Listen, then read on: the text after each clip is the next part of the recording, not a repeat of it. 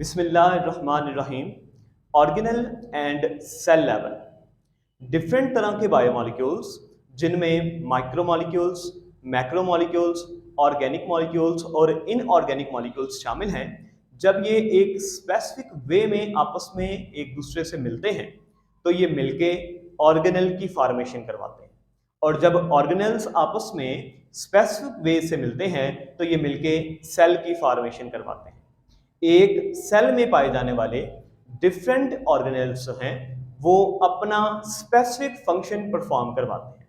Organelles की example इसी तरह से है कि जैसे एक इंडिविजुअल में पाए जाने वाले डिफरेंट ऑर्गन्स हैं।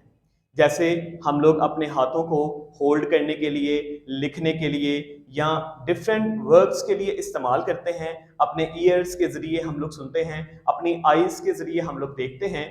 इसी तरह से सेल भी अपने डिफरेंट ऑर्गेनेल्स में डिफरेंट फंक्शंस को डिवाइड कर देता है, और इस तरह से एक सेल की स्पेसिफिकेशंस और एक सेल का सर्वाइवल जो है वो इंक्रीज कर जाता है।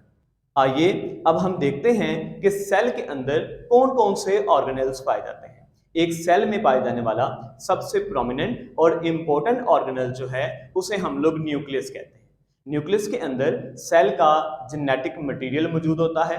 न्यूक्लियस के अलावा सेल में cell membrane, cell wall, cytoskeleton, Golgi bodies, ribosomes, smooth and rough endoplasmic reticulum, mitochondria वगैरह पाए जाते हैं। इन सारे ऑर्गेनेल्स की डिटेल हम लोग नेक्स्ट चैप्टर में जाकर डिस्कस करेंगे। इसके बाद जब ये सारे ऑर्गेनेल्स आपस में एक स्पेसिफिक वे में मिलते हैं और स्पेसिफिक फंक्शंस परफॉर्म करवाते हैं तो ये मिलके सेल की फॉर्मेशन करवाते हैं। नंबर ऑफ सेल्स के लिहाज से इस दुनिया में पाए जाने वाले लिविंग ऑर्गेनिजम्स को हम लोग दो कैटेगरीज में डिवाइड करते हैं, जिनमें एक यूनिसेलुलर ऑर्गेनिजम्स आते हैं। यूनिसेलुलर वो ऑर्गेनिजम्स हैं which have only one cell, जिनकी पूरी लाइफ सिर्फ एक सेल पे कॉन्सिस्ट करती है। वर्ड यूनि का जो मतलब है वो एक है। इसकी एग्जाम्पल में हम लोग अमेबा, बैक्टीरिया, साइनोबैक्टीरिया के एग्जाम्पल कोट कर सकते हैं। दूसरी तरफ ऐसे living organisms which have millions and trillions of the cells are known as multicellular living organisms. ये ऐसे लिविंग ऑर्गेनिजम्स हैं जिनमें मिलियंस और ट्रिलियन सेल्स पाए जाते हैं। आज के जो मॉडर्न एनिमल्स या प्लांट्स हमारे पास मौजूद हैं ये सारे के सारे मल्टी सेलुलर लिविंग ऑर्गेनिजम्स कहलाते हैं।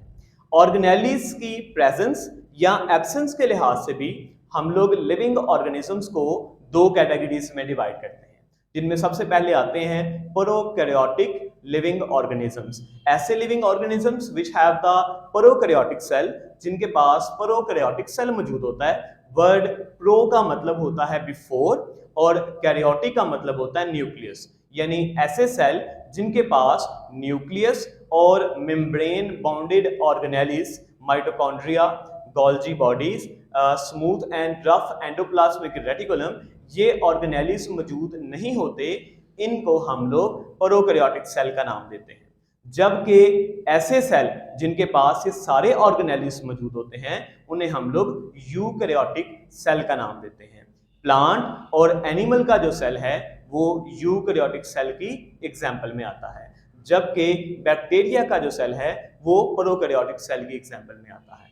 वर्ड यू का मतलब है ट्रू और कैरियोटिक का मतलब है न्यूक्लियस, यानी ऐसे सेल जिनके पास ट्रू न्यूक्लियस और सारे के सारे मेम्ब्रेन बाउंडेड ऑर्गेनेलिस मौजूद होते हैं, इन्हें हम लोग यूकैरियोटिक सेल का नाम देते हैं।